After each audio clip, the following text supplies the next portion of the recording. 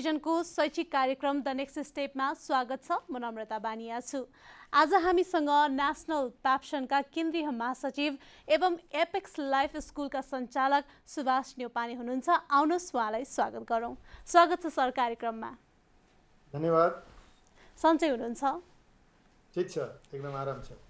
यति बेला अब यो लकडाउनको अवधिमा चाहिँ के गरिरहनु भएको छ? विशेष गरी आफूलाई के कुरामा बिजी राख्नु भएको छ त? अब यो समस्या यो विश्वभरिकै समस्या हो हैन। हामी जस्तो अन्डर डेभलपिङ कन्ट्रीमा लकडाउन नै यसको बच्ने प्रमुख आधार हो।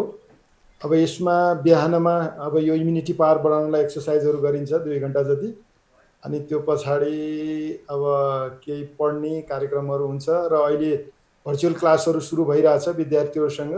त्यसको मोनिटरिङ सुपरभिजन कसरी गइरहेछ भन्ने विषयमा काम गर्छु र दिउँसोतिर यसो पुस्तक पढ्ने गर्छु। अनि यसरी अनलाइनमा केही कुराहरू खोज्ने, केही कुराहरू पढ्ने र केही परिवारसँग बसेर केही छलफल गर्ने, बस्ने, कुराहरू गर्ने, यसरी नै बितिरहेछ अहिले। हजुर, अब यो लकडाउनको अवधि पनि 1 महिना लम्बिसकेको छ हैन? यसले चाहिँ समग्र हाम्रो शैक्षिक क्षेत्रलाई कस्तो प्रभाव पार्छ दीर्घकालीन रूपमा? अब शैक्षिक क्षेत्रलाई त निकै प्रभाव पारिसक्यो। किन भन्नुहुन्छ भने यो शैक्षिक क्षेत्र सुरु हुने बेला हो। यो बेला अब 76 को शैक्षिक 77 को हामीले शैक्षिक सत्र सुरु गर्ने बेला हो यो। अब 2 गतेदेखि लिएर 14-15 गतेसम्म पनि स्कुलहरू सुरु हुने गर्थे। अब यो बेलामा हामी सुरु गर्न सकिरहेको छैनौँ। अब योभन्दा 76 सालको शैक्षिक सत्र त हामीले कम्प्लिट गरेर क्लास 1 to 9 सम्मको एक्जाम पनि गरिसकेका छ। क्लास 10 को एसई एक्जाम चाहिँ हुन सकिरहेको अवस्था छैन। त्यसको रिजल्ट तयार छ तर रिजल्ट हामीले दिन सकिरहेको अवस्था छैन। अहिले लकडाउनमै हामी छौँ। 76 मा खासै समस्या भएन, कुनै किसिमको समस्या भएन। हामीले कम्प्लिट कोर्स गरेका छौँ, एक्जाम पनि भइसकेको छ। तर 77 मा जुन किसिमले सुरु हुनुपर्ने हो त्यो सुरु हुन सकेको छैन।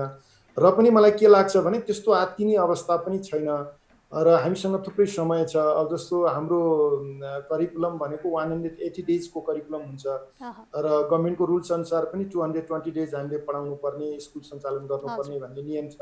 र हामीले अझै 1 महिना त्यसरी अप्ठ्यारो स्थितिमा, लकडाउनकै स्थितिमा गए पनि हामीले असारको पहिलो हप्तादेखि पनि स्कुल सञ्चालन गर्न सक्यौँ भने यो हामीसँग भएका विधाहरू जस्तो Dashain vacation, winter vacation, summer vacation र चैत महिनामा पनि हामीले फुल क्लास लिएर हामीले त्यसरी चैतको अन्तिमतिर फाइनल टर्मको एक्जाम गऱ्यौँ भने पनि यो कोर्सलाई पुरा गर्न सक्छौँ। त्यस्तो आत्तिने अवस्था चाहिँ रहँदैन। अभिभावकजीहरू यो विषयमा चिन्ता गर्नुपर्छ जस्तो मलाई लाग्दैन। र अहिलेको समयमा पनि यो बिचमा बच्चाहरू केही बिजी हुन् भन्ने किसिमले अहिले सबैको पहुँचभित्र त रहेको जस्तो मलाई लाग्दैन। किनभने क्यापिटल सिटीका बेस्ट स्कुलहरू जसमा सबै खालको सुविधाहरू छ त्यस्तो स्कुलको बच्चाहरू पनि अहिले 80% लाई मात्रै जोड्न सकेको अवस्था छ। मेरो स्कुलमा पनि मैले 1 हप्ता प्रयास गर्दा अहिले लगभग 80% बच्चाहरू कनेक्ट भएको छ। हामीले भर्चुअल क्लासहरू, अनलाइन क्लासहरू सुरु गरिरहेछौँ बच्चाहरूलाई। अब त्यो चाहिँ भइरहेछ। बच्चाहरूलाई अलिकति लाइफ स्किल्सका कुराहरू सिकाउने कुराहरू, किचनमा प्रवेश गराएर किचनमा हामी कस्ता खालका भाँडाहरू प्रयोग गर्छौँ, हामी कस्तो खालको खानाहरू खान्छौँ, अनि हामीले बनाउने नेपाली खानाहरू, सेल, रोटीहरू, अनि त्यो पछि हलुवा कसरी बनाइन्छ त्यो बनाउने तरिकाहरू, खाना कसरी बनाउने तरिका, अनि त्यो बाहेकका अरू लाइफ स्किलका कुराहरू जस्तो कपडा कसरी आइरन गर्ने, बटन कसरी लगाउने, गार्डनमा बिरुवाहरूसँग कसरी हुर्काउने, बिरुवाहरू कसरी हुर्काउने, फुलहरू कसरी संरक्षण गर्ने। अब गाउँहरूमा भएका नानी बाबुहरूले कसरी खेतीपातीमा पनि उनीहरूले सहयोग गर्न सक्छन् र विभिन्न खालका बुकहरू पनि हामीले प्रेस्क्राइब गरेका छौँ। बायोग्राफी, फिक्सन, नोभेलहरू अब त्यो पनि पढ्न लगाइरहेछौँ र घरमा सपोर्ट गर, केही कुराहरू सिक, पेरेन्ट्सहरूलाई सपोर्ट गर्ने काम गर र अलिकति एक्सर्साइजहरू गर, इम्युनिटी पावरहरू बढाऊ भन्ने किसिमले हामीले पेरेन्ट्सलाई पनि यो अनुरोध गरिरहेछौँ र बच्चाहरूले पनि यो काम गरिरहेछ। तर सबैको पहुँचभित्र सबैसँग हामी कनेक्ट चाहिँ हुन सकिरहेछ। हजुर, तपाईहरुले डिजाइन गर्नुभएको यो भर्चुअल क्लास चाहिँ कस्तो छ त? यसलाई कसरी डिजाइन गर्नुभएको छ? यसमा के करिकुलमहरू राख्नुभएको छ? यद्यपि यो कति विश्वसनीय छ? नै, यो विश्वसनीयता भन्दा पनि तपाईको बच्चाले केही लाइफ स्किल्सहरू यसबाट सिक्ने मौका पाउँछ। हामीले असाइनमेन्टहरू दिने गर्छौँ, बच्चाहरूले असाइनमेन्टहरू गर्छ, कुनै ड्रइङको कामहरू, कुनै कलरिङ, पेन्टिङ, पेस्टिङ, प्रोजेक्ट वर्कहरू दिने गर्छौँ र त्यो बच्चाहरूले गर्ने गर्छ हैन, यस्तो क्रिएटिभ वर्कहरू हामी बढी गराउँछौँ र कति वेबसाइटहरू भिजिट गर्न लगाउँछौँ, त्यहाँ वेबसाइटमा भिजिट गरेर तिमी रिसर्च गर भन्छौँ। कतिपय यस्तो क्वेसनहरू हामी दिन्छौँ, ब्रेन स्टोमिङ गर्ने खालका क्वेसनहरू हामी दिन्छौँ बच्चाहरू, त्यसमा बच्चाको लेभल अनुसार। र कति बच्चाहरूलाई स्टोरी टेलिङहरू गर्छौँ, स्टोरीहरू सुनाउँछौँ। यो भर्चुअल क्लास इफेक्टिभ छ। तपाईँको धेरै कुराहरू बच्चाहरूलाई लाइफ स्किलसँग जोड्ने काम गरेका छौँ, बच्चाहरूलाई किचनसँग जोड्ने गरेका छौँ, बच्चाको सिपमूलक कामहरूसँग जोड्ने गरेका छौँ, बच्चालाई जीवनसँग जोड्ने गरेका छौँ। त्यसरी जोड्ने गर्दाखेरि बच्चाले धेरै कुराहरू सिक्ने अवसर पाछ। तर कम्प्लिट बच्चाहरूलाई हामीले समग्र बच्चाहरूलाई जोड्न चाहिँ सकिरहेको छैनौँ, किनभने हामी जस्तो स्कुलहरूले त सकिरहेको छैन, प्राइभेट स्कुलले, झन् गभर्मेन्ट स्कुलले त यो सम्भावना रहँदैन। सबैको पहुँचभित्र पनि अहिले त्यो इन्टरनेट सुविधाहरू छैन र कतिपय गभर्मेन्टले पनि रेडियो नेपाल, टेलिभिजनहरूबाट यस्ता खालका कार्यक्रमहरू गरेका छ। अब कतिपय यस्तो थुप्रै अब कारखाना, मिरासदेखि लिएर टेट एडले पनि यस्ता खालका प्रोग्रामहरू गरेका छ। थुप्रै यस्ता अरू सङ्घ संस्थाहरूले पनि अब बच्चाहरूलाई कसरी बिजी बनाउन सकिन्छ, बच्चाहरूलाई कसरी यो समयलाई कसरी प्रोडक्टिभ बनाउन सकिन्छ भन्ने किसिमले उहाँहरूले यो तयार गर्नु भएको छ र कार्यक्रमहरू सञ्चालन भएको छ। हजुर, अब यही इ लर्निङकै विषयमा जस्तै धेरै विद्यालयहरूले त सकिराख्नु भएको अवस्था छ, तर जोसँग स्रोत साधन पनि छ, पहुँच पनि छ, उहाँहरूले पनि इ लर्निङको क्लासेसहरू चाहिँ ठ्याक्कै सुरु गरेको अवस्था रहेको पाइएको छैन। के भन्नुहुन्छ यसमा? कतिले प्रयास गर्नुभएको छ। अहिले कतिपय बच्चाहरू अब आउट अफ भ्याली पनि हुनुहुन्छ, जहाँ अब दूरदराजमा त्यो खालको सुविधा नहुन सक्छ, त्यसले गर्दा पनि कनेक्ट हुन सकिरहेको छैन। अब कति स्किल मेन पावर पनि नभएको कारणले शिक्षक साथीहरू पनि यसमा अलिकति युज टु हुनुभएको छैन, अनि त्यसले गर्दाखेरि पनि कतिपय स्कुलहरूमा समस्या छ। मैले पनि निकै प्रयास गरेँ र हाम्रो आइटी डिपार्टमेन्टको हेडले पहिला टिचर्सहरूलाई ट्रेनिङ लिनुभयो, भर्चुअल क्लासहरू यसरी सञ्चालन गर्न सकिन्छ, हामीले जुममा यसरी क्लास सञ्चालन गर्न सकिन्छ, अनलाइन क्लासहरू यसरी सञ्चालन गर्न सकिन्छ, गुगल क्लासहरू यसरी सञ्चालन गर्न सकिन्छ भन्ने किसिमले हामीले ट्रेनिङहरू लियौँ। र यो वेबसाइटहरू तपाईँहरू भिजिट गर्नुहोस्, यसबाट फ्रुटफुल हुन्छ, बच्चाले धेरै कुरो लर्न गर्न सक्छ। र क्वेसनहरू पनि बनाएर हामीले यो खालको प्रोजेक्टहरू गराउनुहोस्, यस्तो रिसर्च बेस्ड प्रोग्रामहरू सञ्चालन गर्नुहोस्। यसरी अगाडि बढ्दाखेरि यो राम्रो हुन्छ भनेर हामीले गर्न सकेका छौँ। र कतिपय स्कुल सबैले गर्न सकेका छैन, यो कमै सङ्ख्यामा छ जस्तो लाग्छ। समग्रलाई समेट्ने सम्भावना चाहिँ छैन। यस्तो परिस्थिति पनि हामीलाई आएको थिएन। यसरी पहिला योभन्दा अगाडि पनि अनलाइन कार्यक्रमहरू, क्लासहरू हामीले सञ्चालन गरेका थिएनौँ। तर यो समस्या यस्तो पर्न सक्छ। अहिले यो फर्स्ट पेज हो, अब धेरैले प्रयास गर्नुभएको छ, सिक्ने अवसर हो। र मलाई लाग्छ फेरि पनि आउँदा यस्ता समस्याहरूमा अब सायद समस्या नपर्ला, किनभने हाम्रो यसको तयारी बढी हुन्छ जस्तो लाग्छ। हजुर, अब अहिले विभिन्न परीक्षाहरू चाहिँ रोकिएका छन् हैन, तर विशेष गरी चाहिँ एसईलाई लिएर विद्यार्थीहरूको के छ, साइकोलोजीहरू के छ, उहाँहरू कसरी असर परिरहेछ कि हजुरहरूलाई कन्ट्याक्ट गर्नुहुन्छ कि हुन्न, उहाँहरूले शिक्षकहरूसँग के छ उहाँहरूको कम्युनिकेसन, केही बुझ्नु भएको छ यसबारे? होइन, मलाई कस्तो लाग्छ भने परीक्षा ठुलो कुरा होइन, जीवन ठुलो कुरा हो है। अब अहिले सङ्क्रमितको सङ्ख्या दिन प्रतिदिन नेपालमा पनि बढिरहेछ। युरोप, अमेरिका लगायतका अरू कन्ट्रीहरूमा त अब यसको एकदमै महामारी निकै डरलाग्दो रूपमा अगाडि बढिरहेछ। मर्नेको सङ्ख्या निकै बढिरहेछ। हाराहारी अब 2 लाखको सङ्ख्यामा मर्नेकै सङ्ख्या पुगिसक्यो। अब सङ्क्रमितको सङ्ख्या पनि दिन प्रतिदिन बढेको अवस्था छ। सबभन्दा पहिला हामीले यस्तो विषम परिस्थितिमा जीवन रक्षाको कुरो, जीवन कसरी बाँच्न सक्छ, हामी कसरी लकडाउनलाई व्यवस्थित गर्ने, यसलाई कसरी पालन गर्ने र सङ्क्रमित हुनबाट हाम्रो नेपाली जनतालाई, बालबालिकालाई कसरी बचाउने, पहिलो हाम्रो मूल उद्देश्य भने त्यो हो। यस्तो विषम परिस्थितिमा हामी त्यसरी जानुपर्ने हुन्छ, किनभने शिक्षा भने सर्टिफिकेटका लागि होइन, शिक्षा भने तपाईँको एक्जामका लागि होइन, शिक्षा भने जीवनका लागि हो। त्यसकारण यो वर्षभरि पढेको कुरा 3 घन्टाको रिटेन टेस्टले बच्चालाई इभ्यालुएट गर्ने कुरा पनि त्यो राम्रो कुरा होइन। त्यसकारण थुप्रै अरू अप्सनहरू छन् र यति चाँडै आत्तिनुपर्ने अवस्था पनि छैन। यसलाई हामीले अबको समयमा फेरि यो समस्याको समाधान भयो भने पनि हामी एक्जाम गर्न सक्छौँ। त्यसरी हताश गर्नुपर्ने पनि छैन। अलिकति मलाई दुःख के लाग्छ भने माननीय शिक्षा मन्त्रीज्यूको मैले इन्टरभ्यू गरेर हेरिरहेको छु। अब हामी दिनमा 2-3टा एक्जाम पनि गराएर यो परीक्षा चाहिँ हामी गर्छौँ भन्नुभएको छ। यस्तो कुराले अलिकति जुन किसिमको एउटा सन्तास छ, कोभिड-19 को सन्तास छ, त्यसमा पनि यो एक्जामको सन्तासले बच्चाहरूलाई एउटा मानसिक रूपमा यसले ठुलो प्रभाव पार्न सक्छ। त्यसकारण यस्तो विषयमा हामी बोल्दाखेरि अलि बढी संवेदनशील हुनुपर्छ। यो त्रासदीपूर्ण वातावरण बनाउनु हुँदैन। बच्चाको मनोविज्ञानमा असर पर्यो भने यसले जीवनमा ठुलो प्रभाव पार्छ। अनि यसबाट हुने स्ट्रेस, यसबाट आउने फ्रस्ट्रेसन, डिप्रेसन, अब यसको विषयमा हामीले अलिक बढी मूल्याङ्कन गर्नुपर्छ। त्यसकारण एक्जाम ठुलो कुरो होइन, एक्जाम ठुलो कुरो होइन, जीवन ठुलो कुरा हो। हामी सबै पक्ष यसरी अगाडि बढ्नुपर्छ। एक्जामको लागि, एससी एक्जामको लागि त्यत्रो चिन्ता गर्नुपर्ने विषय छैन। हामीले अझै पनि केही समय पछाडि, अझै एक महिनै पछाडि एक्जाम भए पनि यसलाई केही फरक पर्दैन। र योभन्दा अगाडिको मिटिङमा पनि एकपटक भइसकेको छ, विभिन्न सरकारवाला सङ्गठनहरूसँग परीक्षा नियन्त्रक परीक्षा बोर्डले यो हामीसँग मिटिङ गरेको छ। त्यसमा हाम्रो छलफल भएको छ। हामी जेठको अन्तिमतिर पनि यसलाई जब यो समस्याको समाधान हुन्छ त्यो पछाडिको समयमा 2 हप्ताको समय दिएर या केही समय दिएर हामीले एक्जामलाई सञ्चालन गर्न सक्छौँ भन्ने छ। अरू पनि थुप्रै उपायहरू छन्, जस्तो एक्जाम नै नगरेर फर्स्ट टर्म र सेकेन्ड टर्म हाम्रो भइसकेको छ, यसलाई इभ्यालुएट गरेर हामी मार्क्स दिएर रिपोर्ट कार्ड पनि दिन सक्छौँ। त्यसैले परीक्षा ठुलो कुरो होइन, जीवन सबभन्दा ठुलो कुरो हो जस्तो मलाई लाग्छ। हजुर, तपाईँले भन्नुभएको जस्तै ठ्याक्कै अब यो वर्तमान अवस्थालाई हेरेर हाम्रो जुन यो पुरानो मूल्याङ्कन विधि थियो त्यसलाई पनि परिमार्जन गर्नुपर्ने अवस्था आएको हो कि भन्नेतिर अग्रसर गरेको छ कि छैन अहिलेको यो अवस्थाले? होइन, अब यो 21st सेन्चुरी भने आइसिटी क्लासरुमहरू, अहिलेको यो इन्फर्मेसन टेक्नोलोजी डिजिटल युगको भरपुर हामीले प्रयोग गर्न सकेनौँ भने अबको यो 21st सेन्चुरीको जनताहरू अप्ठ्यारोमा पर्छ। किनभने अब प्रविधि युक्त यो जमाना हो, यो डिजिटल एरा, यसलाई 4th इन्डस्ट्रियल रिभोल्युसन भन्छ। हामीले 3rd इन्डस्ट्रियल रिभोल्युसन भनेको इलेक्ट्रोनिक र यो इन्फर्मेसन टेक्नोलोजीको युगलाई पार गरेर अहिले 4th इन्डस्ट्रियल रिभोल्युसनमा हामी प्रवेश गरिसकेका छौँ।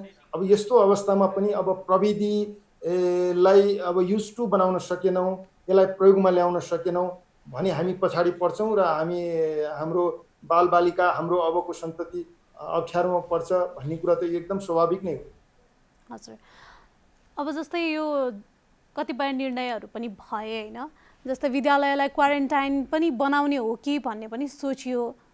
तपाईँलाई एउटा सोच्दाखेरि, हरेक किसिमले सोच्दाखेरि विद्यालय चाहिँ क्वारेन्टाइनको लागि उपयुक्त स्थान हो भनेर देख्नु भएको छ कि होइन भनेर देख्नु भएको छ? क्वारेन्टिनको लागि त उपयुक्त स्थान त सबभन्दा अहिले थुप्रै होटेलहरू बन्द अवस्थामा छ, हामीले होटेललाई प्रयोग गर्न सक्छौँ। अरू थुप्रै यस्तो सङ्घ संस्थाका अफिसहरू छन्, त्यसलाई हामीले प्रयोग गर्न सक्छौँ। पहिलो आधार त होइन विद्यालय, होइन, एउटा त्रासदीपूर्ण वातावरण बन्न सक्छ। अहिले स्कुल खोल्ने स्थिति आउने बित्तिकै पनि लामो समय हामी क्वारेन्टिनमा बसेको ठाउँहरूमा विद्यालय सञ्चालन गर्न सक्दैनौँ। तर अप्ठ्यारो परिस्थितिमा सरकारले चाहेमा, सरकारले आवश्यकता ठानेमा हामी विद्यालय क्वारेन्टिनको लागि उपलब्ध गराउन पनि तयार छ है। हामीले यो पहिला पनि यो कमिटमेन्ट गरिसकेका छौँ। नेसनल प्याप्सन लगायतका सङ्गठनहरूले यदि यो देशले आवश्यकता ठान्छ भने हामी विद्यालय दिन तयार छौँ भन्ने कुरा पनि हामीले गरिसकेका छौँ। तर पहिलो प्राथमिकता भने अझै थुप्रै त्यस्तो ठाउँहरू छ हामीसँग। पहिलो कुरा त होटेलहरू नै, थुप्रै होटेलहरू छ, होटेलहरूमा हामीले यो गर्न सक्छौँ। हस्पिटलहरू नै थुप्रै प्राइभेट हस्पिटलहरू छ, हस्पिटललाई यो व्यवस्थित गर्न सक्छौँ। अब त्यहाँ पुगेन र त्यो अझै महामारीको स्थिति, अप्ठ्यारो स्थिति आयो भने विद्यालय एकदमै गर्न सकिन्छ नि। सरकारले चाहेमा, सरकारले अनुरोध गरेमा हामी दिन तयार छौँ। किनभने यो त जनता बाँच्ने कुरा हो, हामीले सबैलाई बचाउने कुरा हो। किनभने बाँच्ने र बचाउने कुरामा हामी सहयोग गर्न तयार छौँ। त्यो मानवीय संवेदना हामीसँग पनि छ। हामी पनि नेपाली नागरिक हौँ, बस्नुपर्छ भन्ने हाम्रो मान्यता छ। नेपाली जनता बसुन् भन्ने छ, ओल्कै सबै मान्छेहरू बस्नुपर्छ भन्ने हाम्रो मान्यतामा हामीले अलिक फरक मत राख्ने त कुरै हो। हजुर, यो अब नयाँ शैक्षिक सत्र सुरु भइसकेको अवस्था पनि थियो। यसले चाहिँ अहिले अब यो अवस्थाले चाहिँ शैक्षिक क्षेत्रमा चाहिँ के कस्तो भर्नालाई कतिको प्रभाव पारेको छ? अब भर्ना त तपाईँको भएकै छैन। शैक्षिक सत्र अब लकडाउन भन्ने बित्तिकै अहिले विद्यालय हामीले खोल्नै सकेका छौँ। यसलाई नै लिएर अनलाइन मार्फत पनि भर्ना गर्ने कि भन्ने त्यस्ता आवाजहरू पनि सुनिएका छन्। त्यो कतिको प्रभावकारी होला नहोला? अनलाइन अहिलेको स्थितिमा हामी त्यतिर तत्परता हाम्रो कुनै किसिमको अब शैक्षिक सत्र सुरु गर्ने, एडमिसनलाई अगाडि बढाउने भन्ने किसिमको सोच नै हामीले अगाडि बढाउन सकेका छैनौँ। किनभने अहिले लकडाउनमा छौँ, सबै लकडाउनमा सुरक्षित हुनुपर्छ र हामी जस्तो अन्डर डेभलपिङ कन्ट्रीको बस्ने आधार यो हो भन्ने कुरालाई हामीले राम्रोसँग बुझेका छौँ। सबै नेपाली जनताले सरकारको आह्वानलाई साथ दिएको छ र त्यसरी हामी गएको छौँ। अहिले अनलाइन एडमिसन गर्ने भन्ने अवस्था नै छैन। तर यो समय अलिकति लम्ब्यो भने त्यसरी पनि हामी अगाडि बढ्न सक्छौँ। हजुर, अब सरकारले भने बमोजिम तपाईँहरू चैत महिनाको शुल्क मिना गर्न कतिको तयार हुनुहुन्छ? नै सरकारले अब के आधारमा उहाँहरूले निर्णय गर्नुभयो यो बुझ्न यो एउटा निकै छलफलको विषय, विचार विमर्शको विषय र यो खोज र अनुसन्धानको विषय पनि बन्या छ जस्तो मलाई हजुर। लाग्छ। ल तपाईँलाई नै म प्रति प्रश्न गर्छु, हामीसँग थुप्रै शिक्षक कर्मचारीहरू छ, प्राइभेट स्कुलमा 2 लाख शिक्षक कर्मचारी छ, त्योसँग आश्रित परिवारहरू छ, हजारौँ हजार आश्रित परिवारहरू छ, उहुँ, अनि त्योसँग हामीसँग व्यवसाय गर्नेहरू थुप्रै मान्छेहरू छ। हामी शिक्षक कर्मचारीको तलब दिनुपर्छ। अब 95 स्कुलहरू रेन्टेड बिल्डिङहरू छ। अब घर भाडा बुझाउनु पर्ने हुन्छ। हाम्रो अपरेसनल कस्ट हुन्छ। अपरेसनल कस्ट अहिले स्कुल सञ्चालनमा अरू पनि जस्तो विद्युतको पैसाहरू, अब टेलिफोनको पैसाहरू, अरू अरू यस्ता पानीका पैसाहरू, जम्मै कुराहरू, हाम्रो सुरक्षा सेक्युरिटीको कुराहरू, जम्मै त्यसको पैसा अपरेसनल कस्टहरू हामीले बुझाउनु पर्ने छ। र उहुँ, हाम्रो सबैको बैङ्कको लोनहरू छ। एउटा स्कुललाई सञ्चालन गर्ने भने धेरैले बिल्डिङहरू बनाउनु भएको छ, त्यो बैङ्कको लोनहरू छ। कतिले स्कुल सञ्चालन गर्नुको लागि बैङ्कसँग लोनहरू ल्याएको छ, त्यो लोनको इन्ट्रेस्टहरू, त्यसको सावा ब्याजहरू हामीले बुझाउनु पर्ने हुन्छ। अब यसको स्रोत भनेको पेरेन्टले बुझाउने फीभन्दा हाम्रो स्रोत अर्को छैन। हजुर। त्यसकारण मलाई गभर्मेन्टले अलिकति हचुवाका भरमा, अलिकति यसमा अलिक गम्भीर नभएर, यो अलिक संवेदनशील नभएर गरेको निर्णय हो जस्तो लाग्छ। हामीले अरू क्षेत्रबाट हामी यो सामाजिक यो यो यो संवेदनामा हामी एकदमै छौँ। अप्ठ्यारो परिस्थिति हो, हामीले सहयोग त गरिरहेको छौँ। अहिले पनि नेसनल क्याप्सनले स्थानीय निकायहरूमा 50औँ लाख रुपियाँ अहिले के अरे सहयोग गरिसकेका छ। अब पनि जस्तो अहिले कति बाटोमा अल्पत्र परेको मान्छेहरू हुनुहुन्छ, मजदुरहरू कतिजना अल्पत्र पर्नु भएको छ, हिँडेर कति 6 दिन 7 दिनसम्म हिँडिसक्नु भएको छ। कति एकजना बालिका 12 वर्षको हिँड्दा हिँड्दै पनि बित्नुभयो। यस्तो खालको सुनेका छौँ। बरु हामीलाई आह्वान गर्यो भने गभर्मेन्टले, हामी त्यो डेस्टिनेसनमा पुर्याउने, हामीसँग बस छ, साधन छ, हामी तयार छौँ। त्यो हामीलाई अनुरोध गर्नु पर्यो, भन्नु पर्यो गभर्मेन्टले, ल तपाईँहरूले यो हामीलाई सहयोग गर्नु पर्यो भनेर भन्दा हामी त्यो पनि गर्न तयार छौँ। हामी अरू मानवीय संवेदनामा हामी एकदमै उहुँ, संवेदनशील छौँ, हामी गर्न तयार छौँ। तर फी नै लिन पाउनुहुन्न भन्दा हामी कसरी स्कुल सञ्चालन गर्ने? हाम्रो स्रोत भनेको उहाँहरूले बुझाउने फी हो। अब कि त गभर्मेन्टले शिक्षक कर्मचारीको तलबहरू दिने गर्छ, अनि यो बैङ्कको जो हामीले बुझाउनु पर्ने लोन र यो घर भाडाको सबै सुविधाहरू गभर्मेन्टले त्यो कुराको जिम्मेवारी लिन्छ भने ठिक छ, 1 महिना कि हामी 2 महिना पनि गर्न तयार छौँ। अब यही विषयमा चाहिँ मन्त्रालय र निजी विद्यालय सञ्चालकहरू बिच चाहिँ किन सहकार्य हुन सकेन? उहाँहरूले किन सल्लाह गर्न खोज्नु भएन त तपाईँहरूसँग? हचुवामा हठातमा स्टेक होल्डरहरूको बिना छलफल, अब हाम्रो कथा व्यथालाई नबुझेर उहाँहरूले हचुवाका भरमा यो सस्तो लोकप्रियताको लागि गरिने निर्णयहरू जहिले पनि राम्रो हुँदैन। यो प्राकृतिक न्यायको विरुद्ध पनि हो। हजुर। किनभने हाम्रो समस्यालाई बुझिदिनु पर्यो। जस्तै मेरै स्कुलको हेर्नुभयो भने थुप्रै पैसा मन्थली मैले बुझाउनु पर्ने हुन्छ, शिक्षक कर्मचारी रेन्टदेखि लिएर जम्मै। अब त्यो पैसा मैले कहाँबाट ल्याउने? मसँग कहाँ छ त्यस्तो स्रोत?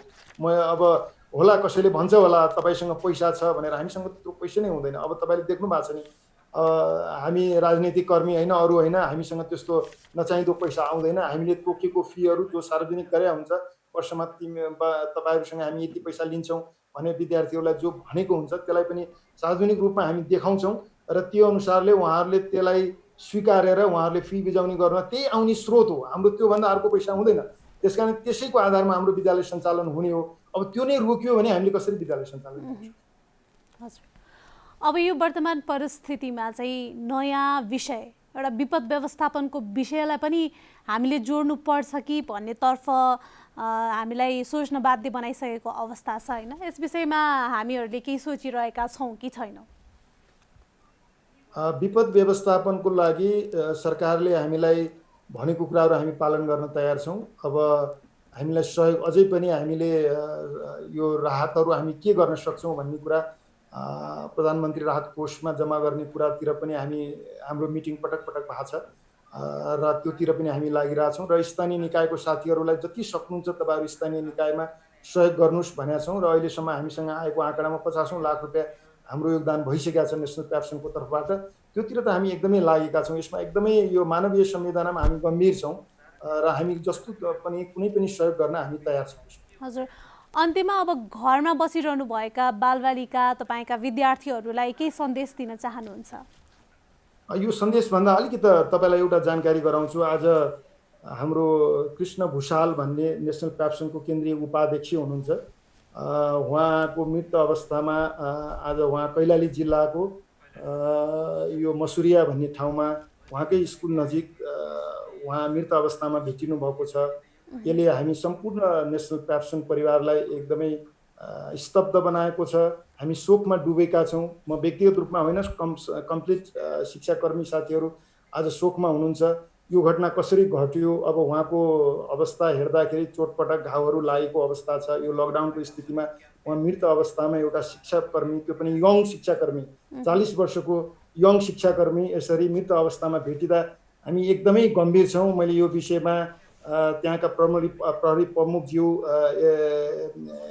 हाम्रो एसएसपी सुदीप गिरीज्यूसँग पनि मैले फोनमा सम्पर्क गरेका थिएँ र उहाँहरू अहिले अनुसन्धानकै विषयमा हुनुहुन्छ। र म के भन्छु भने तपाईँहरू मिडियाका माध्यमबाट यो सत्य तथ्य घटनाको छानबिन हुनुपर्छ र उहाँ शीघ्र यसको अनुसन्धान हुनुपर्छ र त्यसको लागि हामी नेसनल प्याप्सन केन्द्रीय कमिटीको तर्फबाट जोरदार माग पनि गर्छौँ। यो समस्याको समाधान तुरुन्तै आउनुपर्छ र शोक सन्तप्त परिवारप्रति हार्दिक संवेदना पनि व्यक्त गर्दछु र मृत आत्माप्रति चिर शान्तिको हार्दिक श्रद्धाञ्जली पनि म अर्पण गर्दछु। र तपाईँले अहिले अभिभावकको कुरा जो गर्दै हुनुहुन्थ्यो, म सम्पूर्ण अभिभावकजीहरूलाई के भन्न चाहन्छु भन्नुहुन्छ भने थुप्रै यस्ता कुराहरू छन् हामी बच्चाहरूलाई सिकाउन सक्छौँ। अहिले तपाईँहरू पनि फुर्सदमा हुनुहुन्छ र तपाईँहरू बिहान एउटा टाइम टेबल बेलुकासम्मको बच्चाहरूलाई बनाइदिनुहोस्। बिहान अलिकति बच्चाहरूको इम्युनिटी पावर बढाउनलाई सँगसँगै तपाईँहरू एक्सर्साइजहरू गर्नुहोस्। योगा मेडिटेसनमा बच्चाहरूलाई अलिकति राख्न सक्नुहुन्छ। युट्युबबाट अहिले थुप्रै त्यस्तो योगा मेडिटेसन को क्लासहरू तपाईँहरू केही कुरा त्यहाँबाट लर्न गर्न सक्नुहुन्छ। दिउँसोको समयमा जस्तो किचनमा सपोर्ट गर्न सक्छ बच्चाहरूले, कमसेकम किचनका भाँडाहरू के प्रयोग गर्छौँ त्यो कुराहरू सिकाउनुहोस्। कस्तो खानाहरू हामी बनाउँछौँ, कसरी बनाउँछौँ, अनि बच्चाहरूलाई चाहिने क्यालोरी शक्ति, जुन ग्रोइङ फेजको बच्चा हो उसको हाइट वेट अनुसार, उसको एज अनुसार कति क्यालोरी शक्ति चाहिन्छ, त्यो न्युट्रिसन ब्यालेन्स छ कि छैन, त्यो खानाबाट कति उसले क्यालोरी पाउँछ, त्यो कुराको क्यालकुलेसन गर्न लगाउनुहोस्। अनि हाम्रा जस्तो स्पेसल खानाहरू सिल कसरी बनाइन्छ, अनि त्यो पछि हलुवा कसरी बनाइन्छ, खिर कसरी, राइस पुडिङ कसरी बनाइन्छ, यस्ता कुराहरू सिकाउनुहोस्। दिउँसो केही बुकहरू प्रेस्क्राइब गर्नुहोस् बच्चाहरूलाई। बुकहरू बच्चाको लेभलमा कुनै बायोग्राफी, कुनै नोभेल, कुनै यस्तै लिट्रेचर सम्बन्धी बुकहरू पढ्न दिनुहोस्। अनि कुनै रिसर्च बेस कुराहरू गर्न लगाउनुहोस्, कुनै प्रोजेक्ट गर्न लगाउनुहोस्, केही गाइड गर्नुहोस्।